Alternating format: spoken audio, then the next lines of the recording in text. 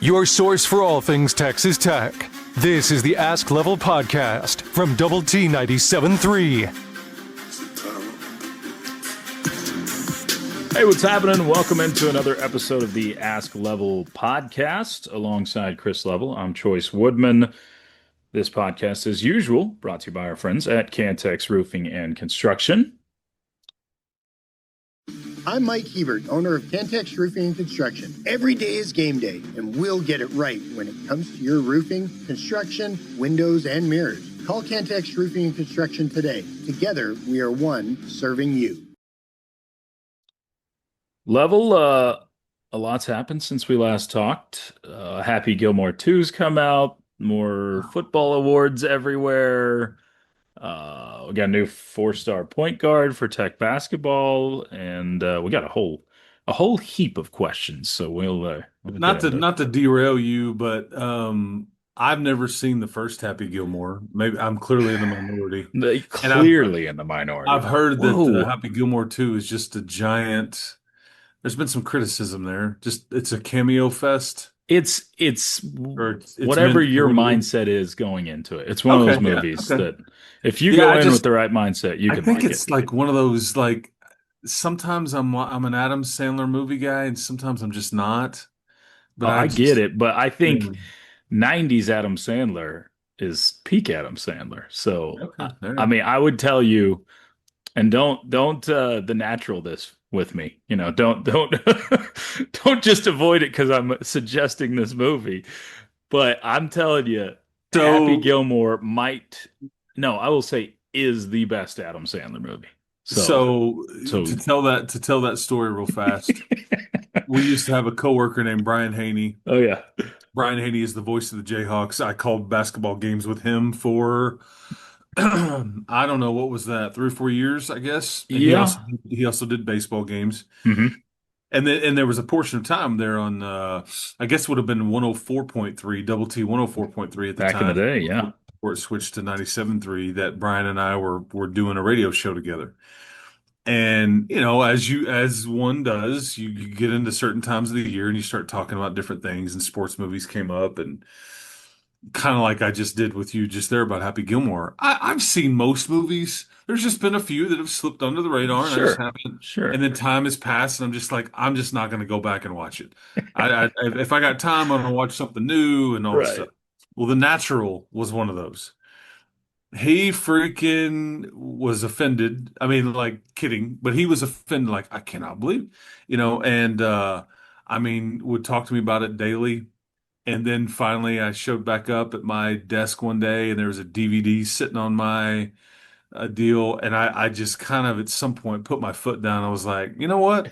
I'm taking a stand here. I feel like I'm being bullied. I just wasn't. So true. I just wasn't like when our sweet. We have a 1-year-old dog, and like every morning, she's a walk bully. Like, take me on a walk bully. Oh, okay. Just. Is going to be crazy and rambunctious until you take me on a walk. And at some point, you just got to put your foot down and be like, you know what? You're not going to win. So I wasn't, and I still to this day haven't seen The Natural. I think that DVD made its way into file 13, also known as the trash can.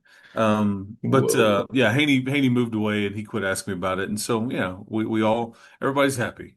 Everybody's happy. But that's why you said that. Right, but don't do that with Happy Gilmore. Speaking of everybody's happy. But now you're trying to force me to watch 2 of them. No. You can live without the second one. Okay. The first one is must watch. So I got you. So what do I got to do? Like, do one of these if Texas Tech's undefeated going into Manhattan, you download it on your you know what if maybe if you catch me in the right mood and you download it for me on our trip to Salt Lake City, that's a trip, which will be our first road trip. If you put it in front of me on the plane, I might give it a gander because I'm going to be on that flight for 90 minutes or so anyways. So sure okay, all right. Now we got Happy Gilmore worked Hopefully out. You'll forget about that between now and then, but I might. We'll see. We'll see. All right, so Y'all can, drop the comments in YouTube or wherever you're watching this and tell us what you thought of Happy Gilmore too. We'd love to know Or your don't. thoughts, or Just don't. That's keep the football and basketball questions coming. which we have plenty. So let's get to Okay. those. Got it. Awards everywhere. Let's start with basketball because we'll probably talk a little more football. But basketball, you get a new four-star point guard. Obviously, the Ben Henschel news officially eliminates Ben Henschel's chance of coming to Texas Tech. I mean, that was already pretty distant, but he ends up signing with the team in Perth for a couple of seasons. And then you get the news of Jaylen Petty, the four-star point guard. So your thoughts on the signing there, Level? Well, I mean, they had been on him. The first time I'd heard his name mentioned, like seriously, Mhm. was I think it was like June the 4th or the 5th. It was the Friday night of the College World Series, the softball. It was like game Okay. three, winner take all. Yeah. That was the first night that I was like, oh, this is a legitimate option. I think but at the time he was signed with Stanford, I Right. thought. Yeah. And He then was weeks let out of later, his letter of intent, I yeah, believe. weeks later he would ask for his release, and I don't know what all happened there. It doesn't matter. Yeah. But he this is a good player. I just don't this isn't like adding Ben Hinchel, although I think this is a starter for you in years to come. Hmm. I think that in the immediate, he's a backup to Christian Anderson at the point guard. Okay. I think that it protects you. It gives you some depth. I am a bit concerned that he hasn't been here. I think those Sure.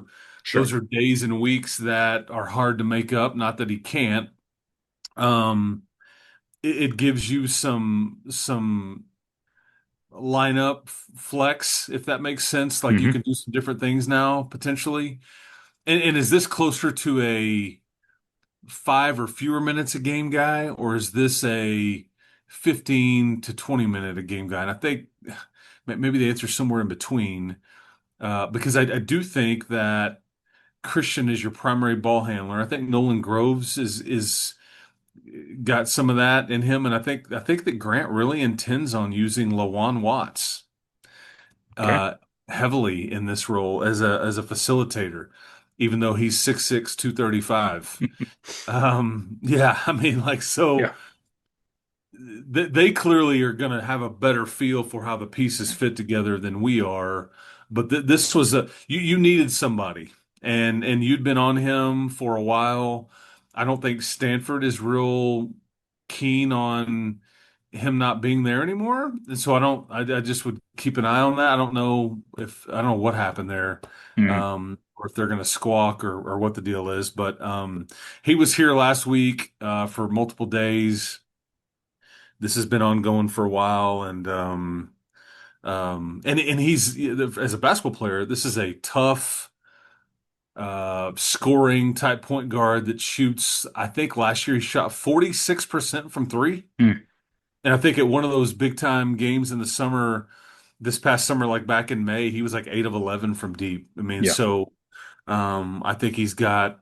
It's just my concern here in total is we know how good Elijah Hawkins was Right. and what a calming influence and even with him, it took a bit. It took a while. It was January Hmm. before it kind of started to, but there's a reason that veteran guard play, is what works when it gets down to the nitty-gritty and trying to win championships and all those things. Sure. And Christian, I think, can handle it, but it's just like that's a lot of responsibility for him, and how much help does he have? And so again, I don't really know what all this is going to look like yet, but you needed somebody like this because it does provide some depth at the point. Yes.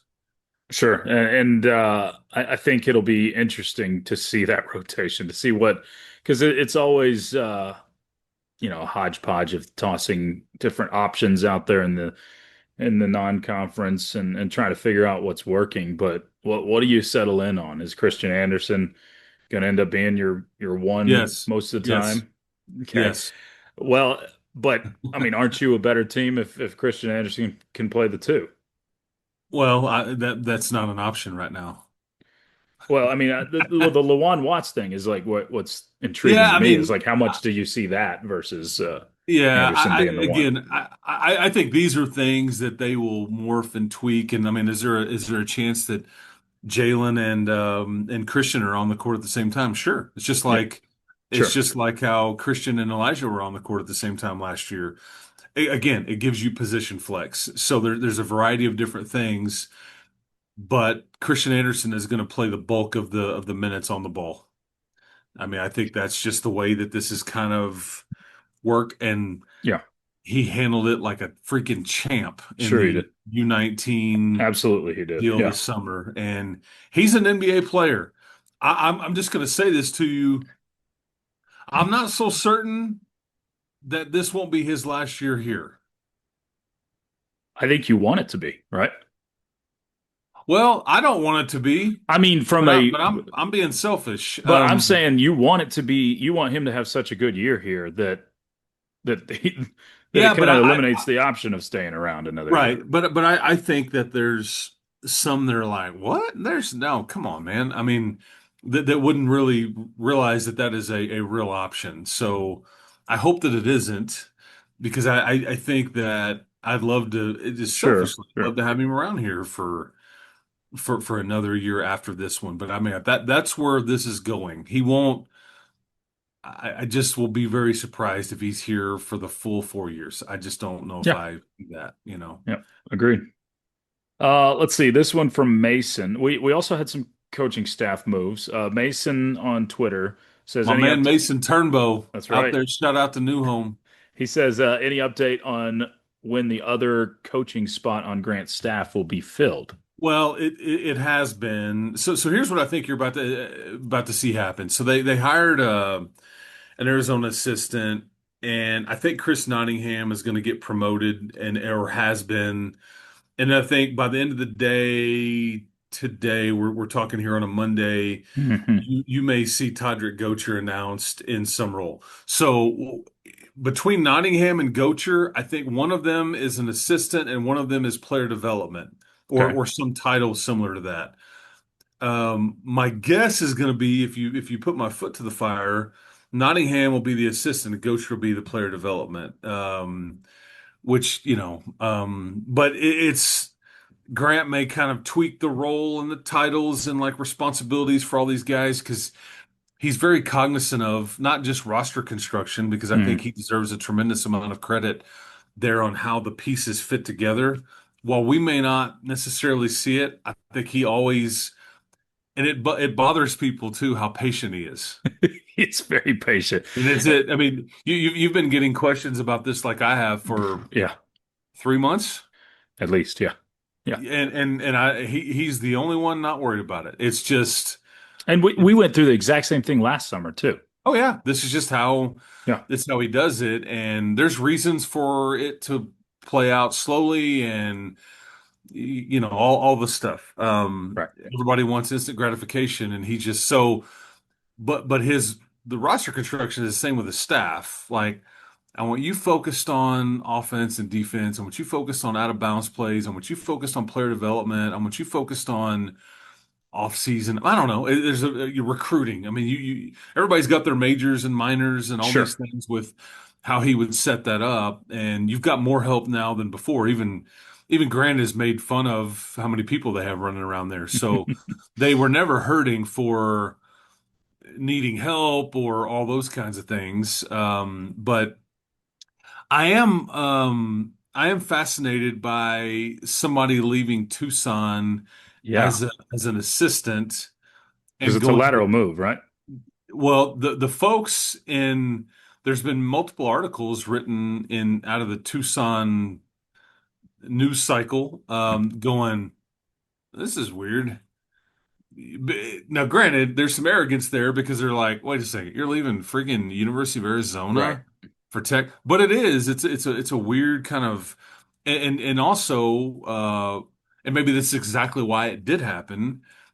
Tommy Lloyd and Grant are big buddies. I mean, they've known each other. So Yeah. I wouldn't guess there's like animosity.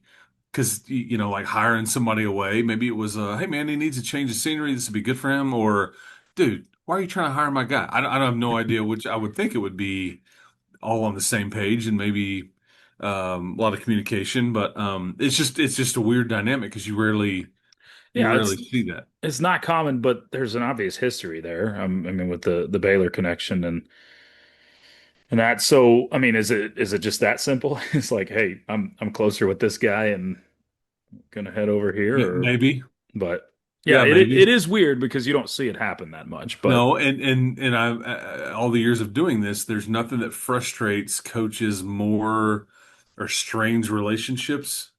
And I feel like we're getting into something that may not even be a thing at all. I'm sure, just sure, saying these thoughts enter my mind when you recruit other people's players or when you hire their people away, right, sometimes yeah, people get their feelings hurt and everything. So I'm yep, not saying that's what happened here, but the people in Tucson have asked aloud, what's going on here? Like, yeah, yeah, why would someone do this? yeah. So anyway, All right, let's shift to some football chatter levels. We've got a few handful of football questions, and start with one from Kent on Twitter. It says Michael Crabtree was a redshirted his freshman year. Are the redshirt rules still the same, and will there be any future great redshirted players like that again? well, okay, so Michael Crabtree was ineligible his first year, is the true story. Hmm. He was not allowed. He did redshirt. I mean, I remember I remember walking away from a scrimmage in mid to early August when Crab was first on campus. Should have been And '06, right? yeah, and is that Because he was right? here. Oh Yeah, 07, oh 08 yeah. were his big years. So So, '06 would have been his um, redshirt year. and Sonny Dykes said to me, because he was kind of primarily one of the lead recruiters there, him and Dennis Simmons both, like, dude, this guy is different. And and I was much younger then, but I was still like, okay, like legit, or did he just have a good day? Mhm. And he's like, no, this guy's a difference maker. And you file it away, and then like in a couple more weeks go by, and there was something with Dallas Carter or whatever with Mhm. transcripts and credits, and basically they were just like, and Mike was fairly outspoken about being frustrated about it. But because I think he knew that, this guy Yeah, is a real deal. But that's why he redshirted. Okay, so anyway, and you got sure. luckily he stayed engaged. He got better. I say engaged with the program. He didn't Right. kind of, he would just tear the scout team up. And then he won the Blitnikoff the next 2 years. So there you go. First to That's ever a do that. pretty good little story. Yeah. Um, I doubt there's anybody like that ever redshirts. Although there's some times where guys go from like late bloomer or turn into a freak that just can't quite. I mean, he didn't really redshirt, but I mean, could Micah Hudson end his story like this? Yeah. Maybe. He didn't technically redshirt, but I guess he did. I don't know if he. I think he in my mind, it's like a redshirt year because it just was a non-factor. Although he did play too many games where he can't technically redshirt, but it's a figure of speech, I guess, what I'm saying. I Like mean, Dwayne Slay, when he came here, his first year, it's like, was he even on the team? He barely played special teams. The very next year, he was Defensive Player of the Year in the conference, and like put up some of the greatest highlights that anybody will ever see in a Texas Tech uniform. But again, the year before, he couldn't, it didn't click, it didn't figure out. So that's what it takes. For but I don't, I mean, other than like some of your young guys, I don't know if there's anybody like special that you're sitting on this year, but you're going to be allowed to redshirt a lot of your class because of what you brought in the portal, and that's a good thing. yeah, I think there still are going to be redshirt stars out Sure. there. Yeah. Maybe not to the level of Crabtree, but again, like you mentioned, it wasn't a plan for him to redshirt from the get-go. Let's get to this question from Tech Hasby on Twitter. How do you think the Tech fan base will react if and when we're a little more cautious on going for it on fourth down if our defense is as good as we think it will be? Got to play to the strengths of your team because I have questions. Is your defense going to be as good? Hmm. If they are, I don't know if anybody would have a problem with it. Two, you sure you're going to be a really good short yardage team? Do we have that? Are we locked in there? Do we know Don't know. who we're handing that to? Do we know who we're throwing that to? I mean, I knew where it was going last year. It was either going to Brooks or Conyers, whether it being Wildcat or one's a lead blocker, one's grinding out, or Yeah, and then on third and long, it was Josh Kelly. it's We Josh had Kelly. those Yeah. answers. I don't know if I know any of those answers Yeah, this year, because that's one of the questions I have about your team in general. What does it look like in short yardage and in the red zone? Because I mean, you're going to have to be good there. You have yeah, been good there the last 2 years, and maybe Quentin Joyner's the answer. Maybe Cam Dickey's the answer. Maybe Terrence Carter's the answer. yeah. Maybe Roy Alexander's the answer. I don't know, but I'm curious there because I think that you were pretty salty when you needed it last year, and you did it a variety of different ways with formations, and but those two players they produced. You won a game in Iowa State this way. Yeah. I mean, there was a what was it, 4th and 1 or 4th and 2 in Tucson, and you hand it up to Taj up the middle, and he runs 30 yards to kind of basically ice the game there at the end. I mean, the offensive line play may be better, but so my point is trying to lay out the context there. You got to figure out what your team is. If you're good in the short yardage, then maybe people will get frustrated. We're being too conservative, being too cautious. Yeah. But if your defense is legit and you're just stonewalling people, I mean, keep throwing them out there, play the field position a little bit, which is kind of crazy to think about it. But that's what he did in Ames, Iowa a few years ago. Ran Sure. QB power and But all that I kind of mean, stuff. you could also argue the opposite. I think you went for it less on fourth down last year because you didn't trust your defense, and Correct. and maybe you go for it on fourth down in certain situations because you say if we don't get it, we trust this other side of the ball more. I do. Yeah, I do trust my defense. Exactly. Let's be aggressive. Yeah, we're going to be aggressive because we know we'll get a stop on the other side if we don't. But Yeah, and, I and, mean, and the other thing too, like on the short yardage and red zone stuff, the other thing I worry about, just because this is different, mhm, different cast of characters, it's a different scheme. Last year, I think when you got a lead, you were able to ice it. You were able to put a game away mhm, or get to the end. That is a first of all, you got to be in the position to be able to do that for it to sure, mean anything. But sure. but that is something that it's gonna be something this year, and we'll see if they can do it. They can grind it out. Yeah, I think that I don't have a clue how Coach McGuire is going to go into it because I think it's been different the last couple of years. And maybe it's a feeling out process the first few Well, games too. you answered your own question. Yeah. What kind As of you learn your team. what kind of game are we getting into, and then Yeah. let's Yeah. adjust. Yeah. All right. This one comes from Brandel.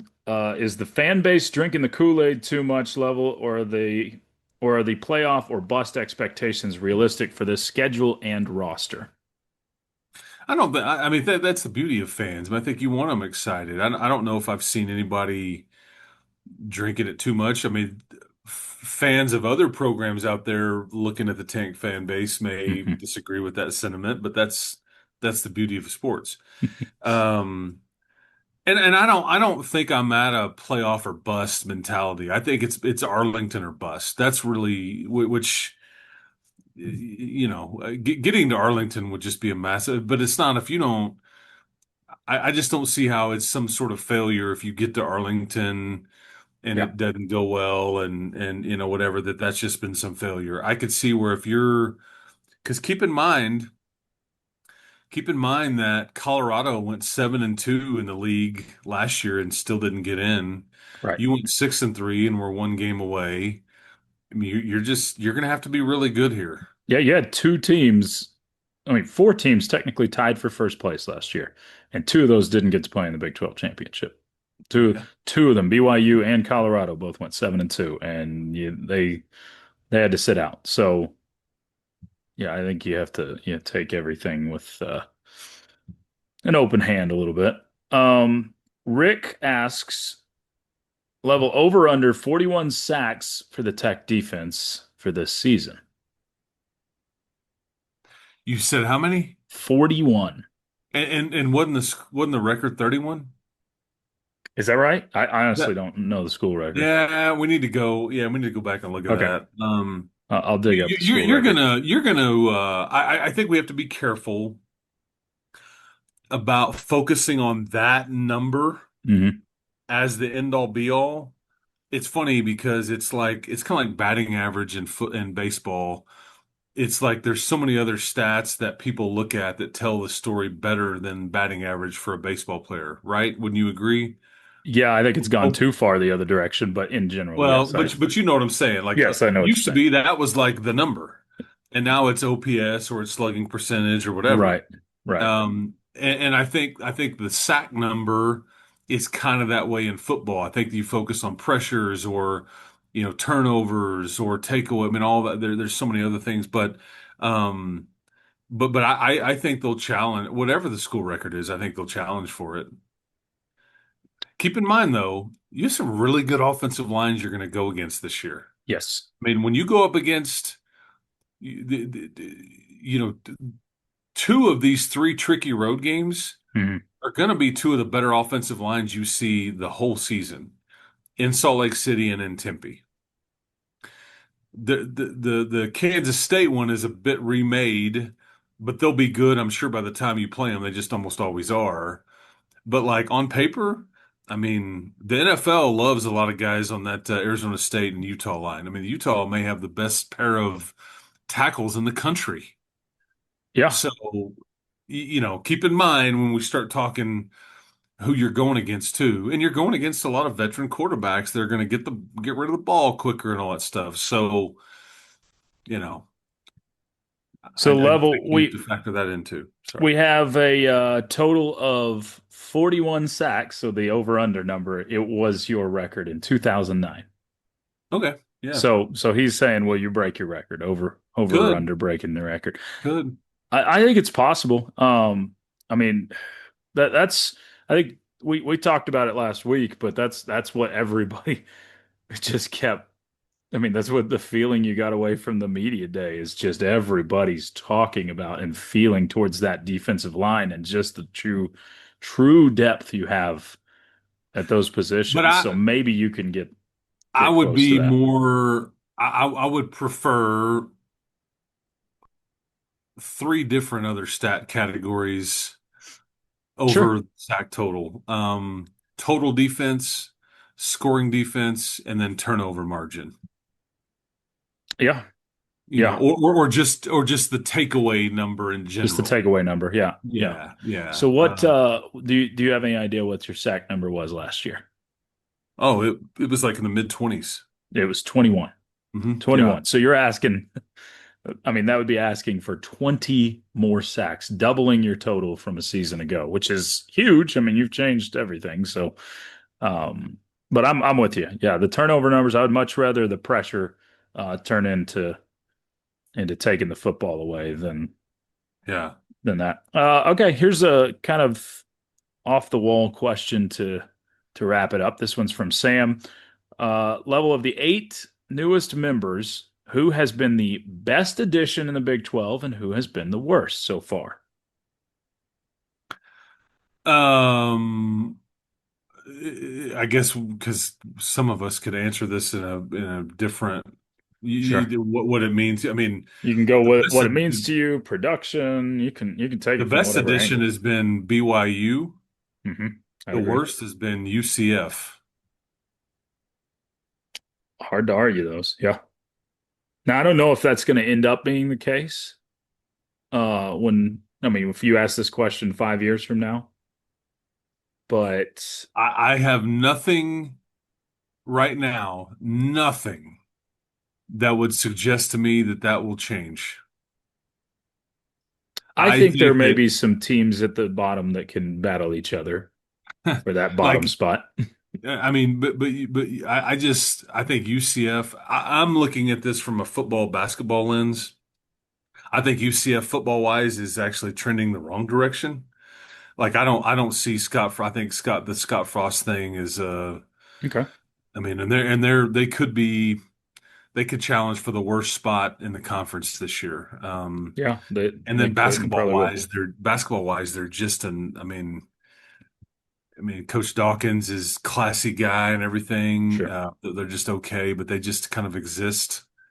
It's just kind of I don't know. So it's funny because their fan base was real squeaky when they came into this deal. Like, we're about to run this thing. Like, you ain't seen nothing yet. We're national champions, even though it was fake.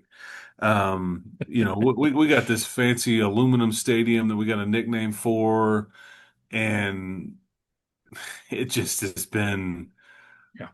some of the worst years they've had in the last decade plus. Sure. And their facilities Mhm. are not great. I've been on that campus multiple times, and anyway, so I think that's it. And then BYU's the poster child for, like, they're kind of like TCU was the last time. Like, you better not let them in. Yeah. Because once they start getting some resources and start getting some relevancy, look out. And that's what Utah is probably going, damn, why did they let these fools in? You know? Yeah. Yeah. I mean, heck, Kind of like we were, yeah. Utah, if you want to go just purely off production in the last couple of years or this year, Utah was right there with UCF of the only two programs, I believe, that didn't make a postseason in football, basketball, or baseball. So Yeah. I get it. I know Utah brings a lot more to the table, but And I just have the 1 year sample. sure. So I guess I'm grading on a curve. I mean, now if Utah is bad again, Hmm. then we can revisit. But yeah, I think Utah thought they were gonna. But the more I've talked to people and everything, that Utah game for the Red Raiders is going to be quite interesting. I'm Week quite week week four, you're about to find out what weight class you belong in.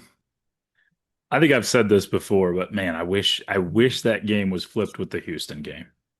I just like I wish you could have started with Houston on the road, got your bye week, and then gone to Salt Lake City. I mean, you've got a heavyweight bout in the first week of Big 12 play and your first Yeah. road trip of the year. So Oh, yeah. it'll be a lot. But Oh, yeah. level, good stuff, man. As usual, we have what, two more Saturdays or two more college football list Saturdays and three more without college football in Lubbock. So can't Yeah, wait. 2 weeks from this coming Saturday, you'll have three Big 12 teams playing football on your television. That's right. Two against each other, and then what? Yeah, Kansas and Kansas is hosting Fresno Fresno State. State, Yeah, and then Iowa State and Kansas State in Dublin. So yeah, so we're getting closer. But yeah, I can tell you what I won't be doing this week. I won't be watching any of Happy Gilmore 1, 2, 3, 4, whatever you got going. okay, So y'all, but everybody hit level with the barrage of no, comments and texts and everything to watch Happy Gilmore. No, because he'll probably won't watch it then. We want him to watch it. yeah, yeah. We'll get him to it. We'll get him to it. But, Okay, all okay. right, Level. Good stuff, man. We'll do it again next week. Hey man, appreciate it. That's Chris Level. I'm Chois Woodman. It's been the Ask Level podcast powered by Double T 97.3. You've been listening to the Ask Level podcast, powered by Double T 97.3.